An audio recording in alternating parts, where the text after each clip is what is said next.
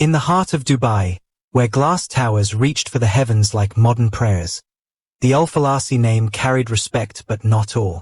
The family occupied that precarious middle ground of Dubai society, comfortable enough to attend important functions but rarely their hosts. Sheikh Hamen Alfalasi's journey from modest beginnings to moderate success embodied the city's promise, yet fell short of its extravagant dreams. From the rooftop of his newest boutique hotel, the Oasis Retreat, Sheikh Hamen surveyed the landscape of possibilities. At 54, his salt and pepper beard framed a face both handsome and severe, with eyes that constantly calculated distances between himself and the truly wealthy, between ambition and reality. The 5-story building beneath his feet represented years of careful investment, yet stood dwarfed by the neighboring luxury developments that rose like monuments to greater fortunes.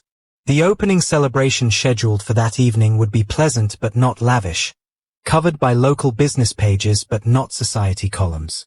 Behind every successful man stood a supportive wife, or so the saying went, and Sheikh Hamen had perfected this role during their 25-year marriage. At 47, she maintained an elegant presence, her designer clothes carefully selected to project status without ostentation. Her real passion lay in the family's modest charitable foundation, where she organized educational initiatives for women. Their marriage functioned like a well-oiled machine, efficient, predictable, and devoid of surprises. They shared meals, social obligations, and occasionally a bed, but rarely dreams or desires. Their 3 adult children had been raised with discipline and were now properly settled in respectable careers. The arrival of Hesse's youngest sister Maya into their ordered world came like a desert storm, sudden, disruptive, and impossible to ignore.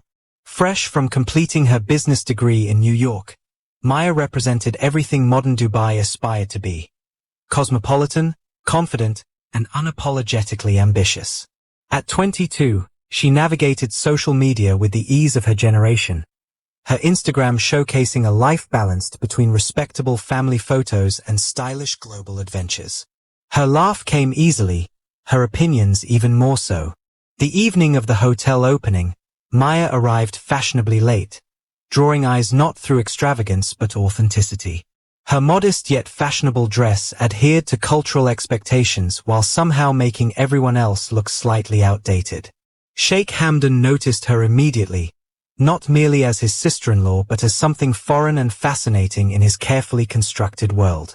She moved through the crowd with natural grace, engaging effortlessly with both elderly businessmen and young staff members.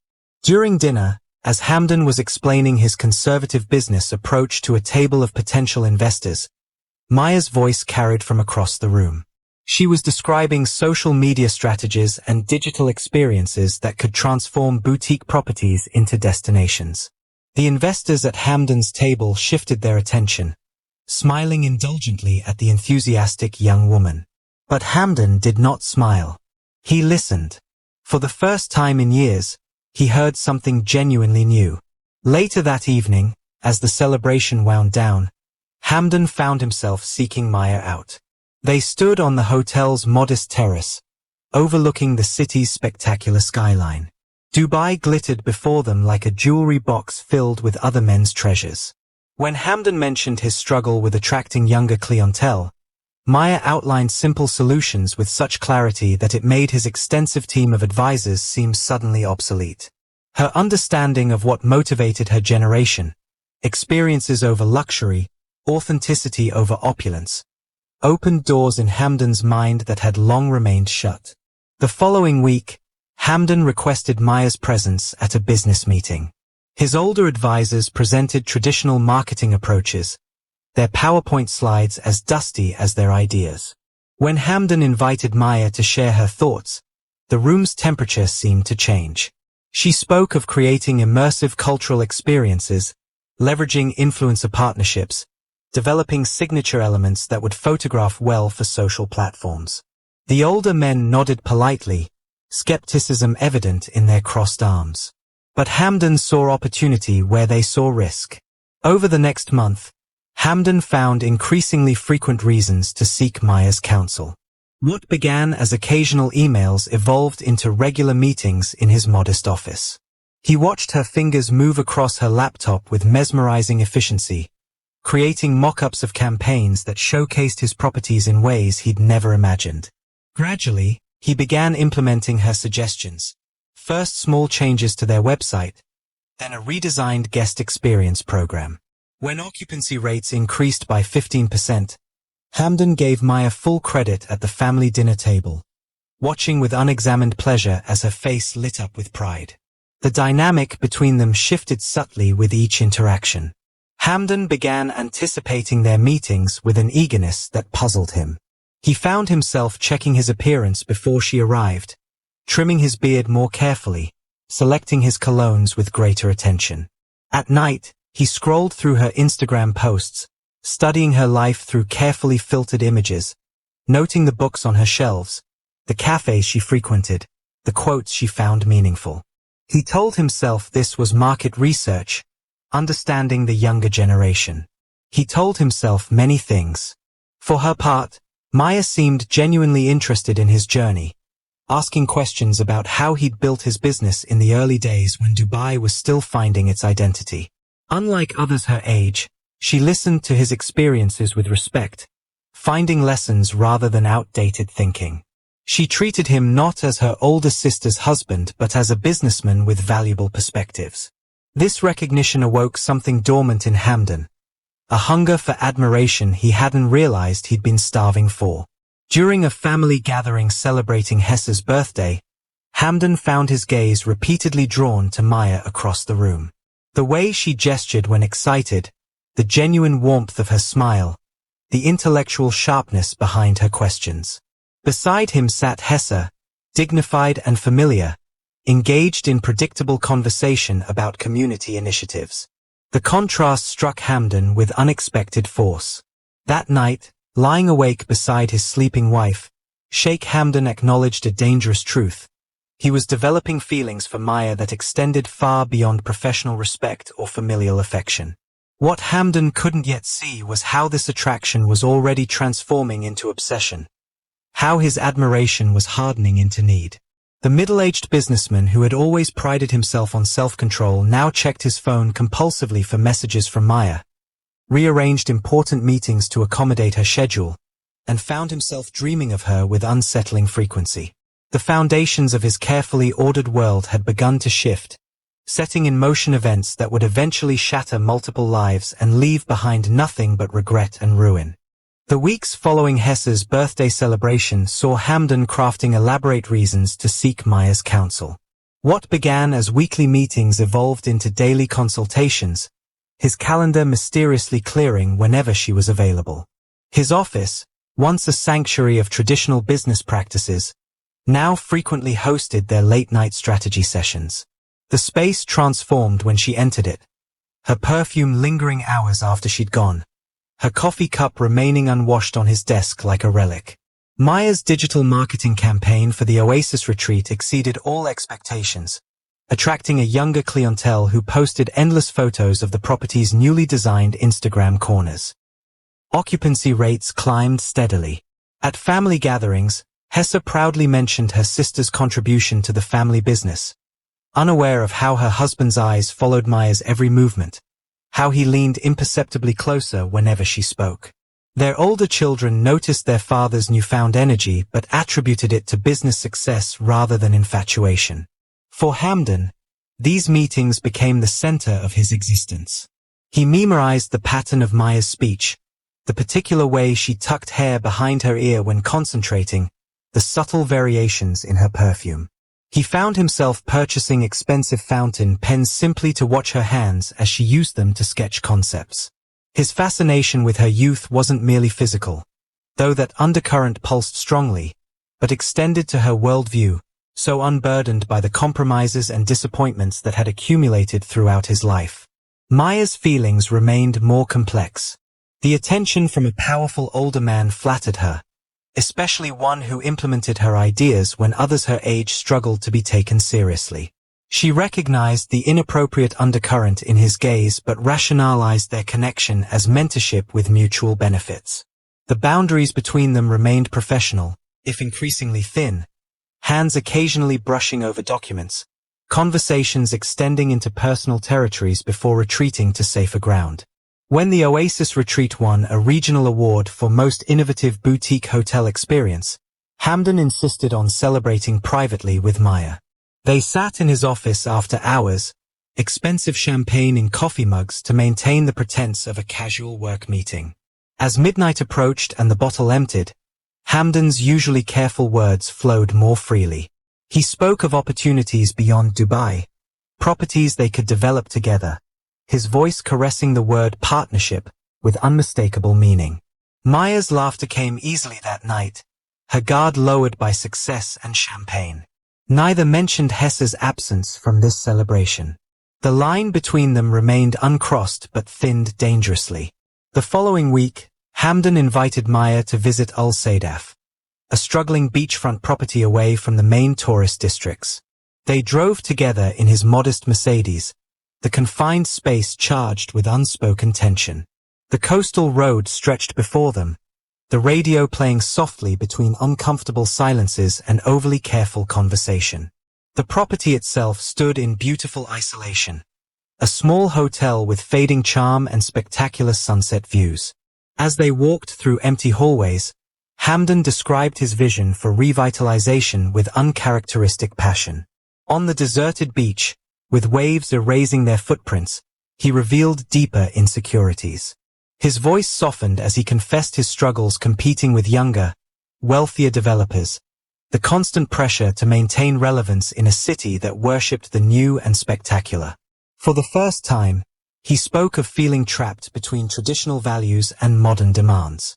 In that moment of vulnerability, Maya saw beyond the successful businessman to someone struggling with the same uncertainties she harbored.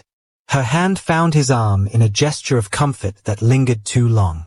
They stood watching the setting sun paint the water gold and crimson, the property forgotten. When Hamen turned toward her, the question in his eyes required no words. Their first kiss tasted of salt air and forbidden possibilities. The drive back to Dubai passed in charged silence, broken only when they reached the city limits. Their mutual promises to restore professional boundaries carried no conviction. Both recognized the momentary weakness, both promised it wouldn't happen again, and both understood these were lies. For 3 days, they maintained distance, Hamen cancelling their scheduled meetings with transparent excuses. On the 4th day, he called her to his office ostensibly to discuss urgent renovation plans. The documents remained unopened.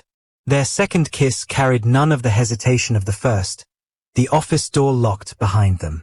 Within weeks, Hamen secured a modest apartment in an unremarkable building far from family connections.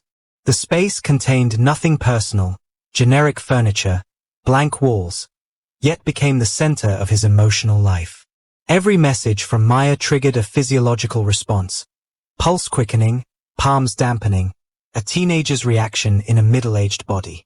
He checked her social media obsessively, analyzing who she met, what she wore, cataloging the men who commented on her photos. His jealousy, once an unfamiliar emotion, grew like a cancer. For Maya, the affair initially carried the intoxicating thrill of forbidden romance. Secret meetings, passionate encounters, being desired completely by someone with power and experience. She found herself drawn to Hamen's intensity, his complete focus when she spoke, how he remembered every detail she mentioned. Yet as weeks passed, this intensity began to unnerve rather than flatter. His texts grew more frequent, his questions more probing. He appeared unexpectedly at cafes she mentioned visiting, his presence explained away as coincidence. Family events became minefields of secret glances and careful distance, the voltage between them perceptible to anyone paying attention. Fortunately, Hesse remained absorbed in her charitable work, attributing her husband's renewed energy and frequent absences to business matters. The proximity of discovery should have dampened their passion but instead heightened it. They took increasingly reckless chances, a hidden touch beneath the dinner table, a stolen moment in the garden during a family celebration. Hamen began weaving elaborate fantasies about their future together. Late at night in the sparse apartment, he whispered promises about building a new life, perhaps in London or New York, cities where Maya's education would shine. He spoke of these dreams with such conviction that she almost believed them possible, despite the wreckage such choices would leave behind. As summer approached and Maya mentioned potential job interviews abroad, Hamen's possessiveness intensified. His calls came at all hours, his questions about her whereabouts more demanding. When she suggested cooling their relationship, his calm facade cracked. The hand that gripped her wrist left marks that lingered for days. The fear in her eyes should have shocked him back to reason, but instead fed something darker growing within him, the certainty that he would not lose her. The first threads of Hamen's carefully woven deception began unraveling with a simple credit card statement. Hesse, reviewing the family accounts as she did each month, paused at an unfamiliar charge, a jewelry store where they never shopped. More troubling were the late-night restaurant bills in parts of Dubai they never visited, always for exactly 2 people. Small discrepancies accumulated. Hamen's cologne changed, designer shirts appeared in his wardrobe without explanation, and most tellingly, his phone now remained perpetually face down and password protected. During the family's Ramadan gatherings, Hesse observed her husband with newly attentive eyes. She noticed how Hamen's gaze tracked Maya across rooms, how conversations between them ceased abruptly when others approached, the almost imperceptible leaning toward each other during family prayers. Most damning was Maya's sudden collection of luxury accessories, a watch that cost more than her monthly allowance, a designer handbag identical to one Hesse had admired but Hamen had deemed unnecessarily expensive. The confirmation came from an unexpected source. Faisal, Hamen's friend since childhood and now head of operations at the Oasis retreat, requested a private meeting with Hesse. His loyalty to Hamen had finally yielded to concern. Over tea in a quiet corner of the hotel restaurant, Faisal revealed what the staff whispered, how the Sheikh and his young sister-in-law frequently occupied the same executive suite during inspection visits, how they emerged hours later with disheveled appearances and averted eyes. Hesse's teacup remained untouched as Faisal spoke, her face a mask of dignity concealing devastation. That evening, while searching Hamen's desk for business documents, Hesse discovered a second phone tucked behind old files. The messages it contained destroyed any remaining doubt. Intimate exchanges, photographs, plans for rendezvous. Most painful were the messages disparaging her. Hamen complaining to Maya about Hesse's predictability, her lack of passion, how she paled in comparison to Maya's vibrancy. Hesse returned the phone exactly as she'd found it, her hands surprisingly steady despite the earthquake within. For 3 days, Hesse maintained a perfect facade, serving Hamen's favorite meals, discussing charitable foundation matters, sleeping beside him while plotting the confrontation to come. On the 4th day, she waited until their children had left after a family dinner. The house staff had been dismissed for the evening. She placed the evidence methodically on the coffee table, credit card statements, photographs provided by Faisal, screenshots she'd taken from the secret phone. "How long has this been happening with my sister?" Her voice remained controlled, a businesswoman discussing an unfortunate transaction. Hamen's initial shock gave way to denials that withered under her steady gaze. His subsequent attempts at justification, loneliness, midlife uncertainty, Maya's unexpected understanding, fell flat against the meticulously arranged evidence. When he reached for Hesse's hand, she recoiled as if from something venomous. "The disgrace you've brought on this family." Her voice finally broke. "Not just adultery, but with my own sister. In our community. In front of our children." Hamen's contrition seemed genuine as he promised to end the affair immediately, to recommit to their marriage, to seek religious guidance. Hesse listened silently, her concern focused entirely on containing the scandal rather than salvaging emotional connection. Her terms were non-negotiable. Maya would be sent immediately to relatives in Abu Dhabi, all contact would cease, and they would present a united front to preserve family honor. Hamen agreed to everything, relief at avoiding public exposure overriding his private anguish. The confrontation with Maya occurred the following evening during a supposedly casual family dinner. Hesse requested her sister's help in the kitchen, where printed messages and photographs awaited. Maya's initial defiance crumbled under her sister's cold fury. No shouting occurred, no dramatic scenes. Just Hesse's quiet declaration that Maya would depart for Abu Dhabi the next morning to stay with their maternal aunt indefinitely. The family's reputation would be preserved, the scandal contained, Maya's future prospects protected despite her betrayal, provided she complied without resistance. Later that night, Hamdan's phone vibrated with messages from Maya, reporting her family's intervention. As Hesse slept beside him, he sent frantic responses, promises to fix everything, declarations of love, increasingly desperate pleas as Maya's replies grew shorter and more final. By morning, her number was no longer reachable. Hamdan maintained his composed facade through breakfast, even as his internal panic spiraled. The thought of Maya leaving, perhaps forever, proved intolerable. Surveillance of Maya's movements through his network of business associates revealed she was temporarily staying at her parents' guest house before tomorrow's departure. That evening, claiming an urgent business emergency, Hamdan drove to the family compound, his hands white-knuckled on the steering wheel. The security guard, familiar with the sheikh, allowed him entry without question. The guest house lights glowed in the gathering dusk as Hamdan approached. Through the window, he could see Maya packing, her movements efficient and determined. He entered without knocking, the door yielding to his familiar touch. Maya startled, then composed herself, her expression hardening into something unrecognizable. "You can't leave," he stated simply, as if this declaration alone could alter reality. Maya's response shattered months of illusion. She had never intended permanence.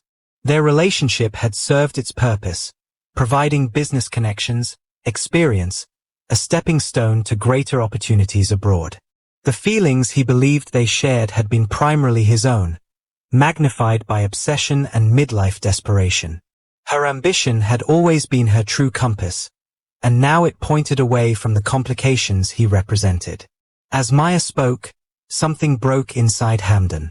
The realization that he had risked everything, marriage, reputation, family, for someone who viewed him as merely useful triggered a rage he'd never experienced. When Maya turned to continue packing, his hand shot out, gripping her arm with bruising force. "You used me."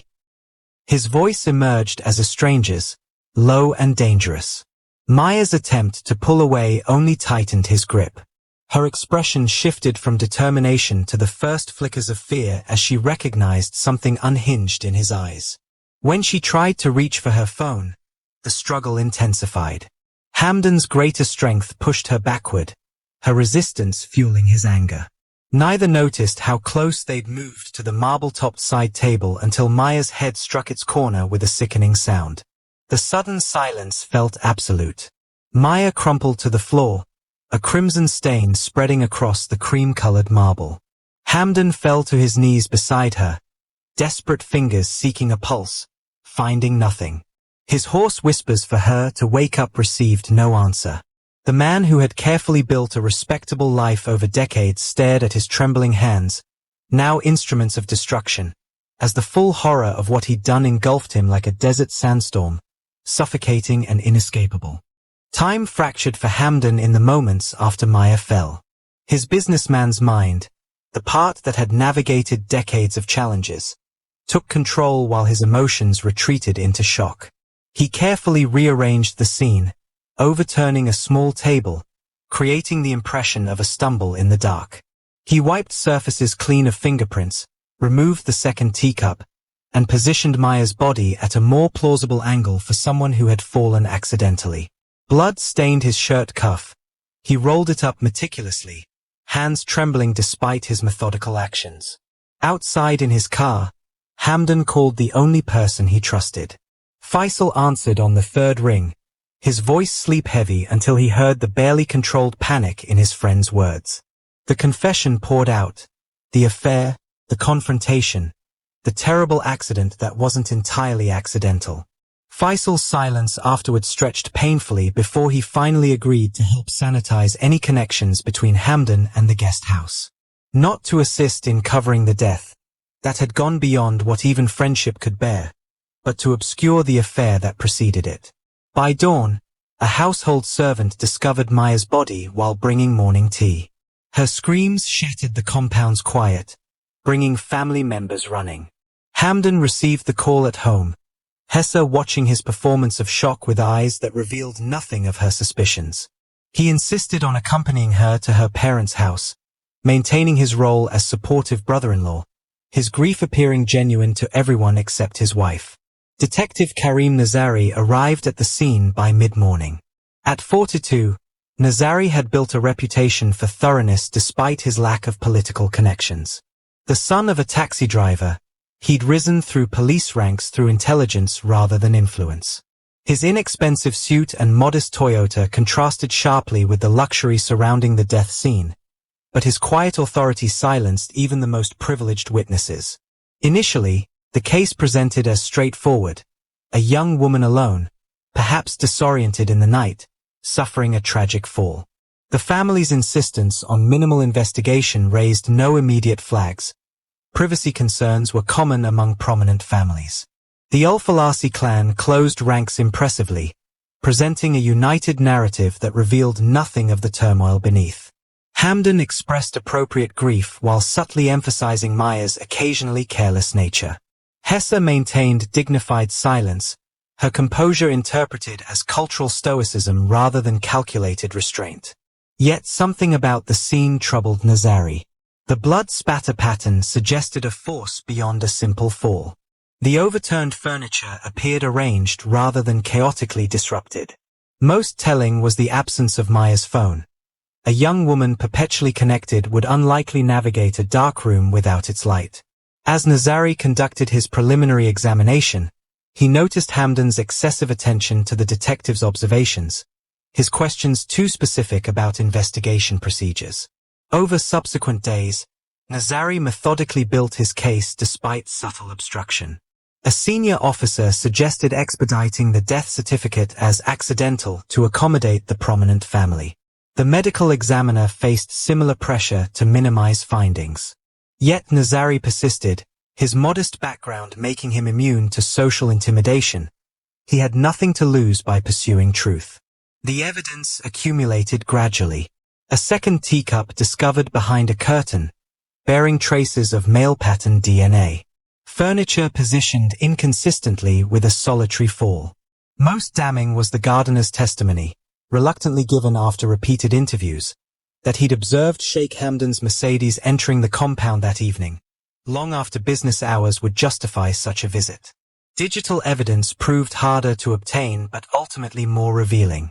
Despite deleted messages, cloud backups revealed the extensive relationship between Maya and Hamen. The recovery of Maya's missing phone from a drainage ditch near the property perimeter provided final confirmation. Her last messages expressed fear of Hamen's intensifying possessiveness. While external evidence mounted, the case's most surprising development came from within the family itself. After a week of investigation, Nazari received an anonymous envelope containing photographs of Maya's luxury gifts, timestamped security footage showing Hamen entering her building on multiple occasions, and most crucially, a recording of his confession to Faisal made the night of Maya's death. The handwriting on the envelope matched Hesse's charitable foundation stationery, a fact Nazari noted but never publicly disclosed. The interrogation room where Hamen finally sat seemed deliberately mundane. Beige walls, fluorescent lighting, a metal table bolted to the floor. For 4 hours, he maintained his innocence, his customary dignity fraying only slightly as Nazari methodically presented evidence. He explained away each piece. The gifts were professional recognition, the meetings innocent mentorship, his presence that night a coincidence as he'd been checking on property nearby. His performance might have convinced a less thorough investigator. The security footage from a neighboring villa's camera system dismantled his final defenses. The timestamp showed Hamen's arrival and departure encompassing the medical examiner's estimated time of death. More damning was his appearance upon leaving, disheveled, checking his surroundings frantically, examining what appeared to be blood on his sleeve. As Nazari played the footage, Hamen's carefully constructed facade crumbled. The obsession that had driven him to violence now trapped with him in a room where wealth and connections held no currency, with only justice and consequence remaining. The Dubai Criminal Court convened in an atmosphere of suppressed scandal. Local newspapers reported the case with careful euphemisms, but beneath the restrained headlines, the city buzzed with whispered details. The prosecution proceeded with unusual thoroughness, the state determined to demonstrate that wealth could not circumvent justice.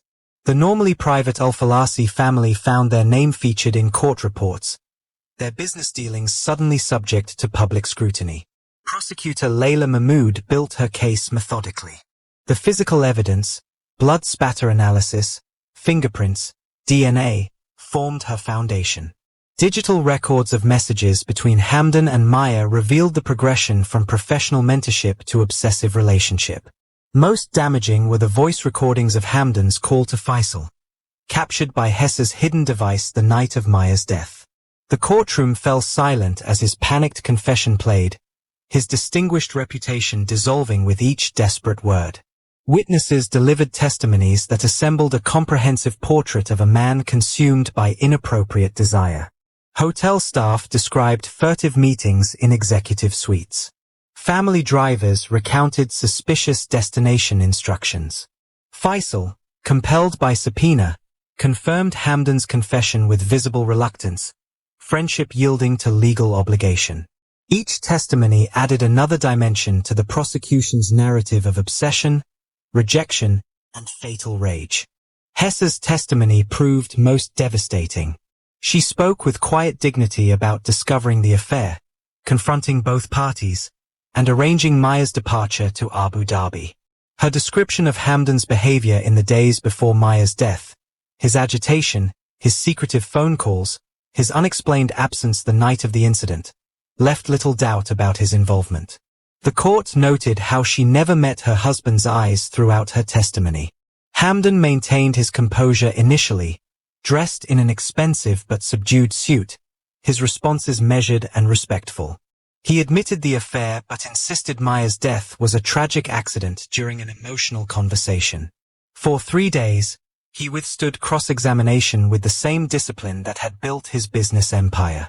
On the 4th day, when confronted with the security footage showing him examining blood on his sleeve, something fundamental broke within him. "She was leaving me," he said, his voice suddenly raw. "Everything I did for her, everything I risked. She was using me as a stepping stone." The courtroom watched in stunned silence as Sheikh Hamen Alfalasi, respected businessman, family patriarch, community leader, disintegrated into a man unrecognizable even to himself. His confession poured out in disjointed fragments. His growing obsession, his inability to accept rejection, the moment anger overwhelmed reason. He hadn't intended her death, but neither could he deny responsibility for the force that sent her head against the marble. The verdict came after 2 days of deliberation, guilty of unpremeditated murder. The 12-year sentence represented justice tempered with acknowledgement of his previously unblemished record. As security led Hamen from the courtroom, he glanced back at Hesse one final time. She met his gaze briefly before turning away. The 25-year partnership concluded with that simple gesture. The business consequences unfolded swiftly. Without Hamen's leadership, the Alfalasi holdings began hemorrhaging value. Projects stalled without his decision-making authority. Investors withdrew, concerned about stability. The modest empire he had built over decades began crumbling within months of his imprisonment. 1 year after the verdict, Hesse sat in what had once been Hamen's office, reviewing property liquidation documents. The view outside showed a Dubai unchanged, still rising, still glittering, indifferent to individual tragedies. She had sold 3 hotels already, using the proceeds to settle mounting debts and legal costs. Their children had moved abroad, unable to bear the weight of local notoriety. The family name, once representing modest success, now carried the taint of scandal. The case had rippled through Dubai's business community, a cautionary tale whispered at corporate events. Middle-aged businessmen became notably more circumspect in their mentorship of young women. Family businesses implemented stricter oversight of financial transactions and personal conduct. The traditional and modern aspects of Dubai society found rare agreement in condemning a man who had betrayed both business ethics and family honor. In a standard cell within Dubai Central Prison, Hamen adapted to an existence stripped of luxury and status. The successful businessman now measured life in daily routines, exercise periods, meal times, limited family visitation hours.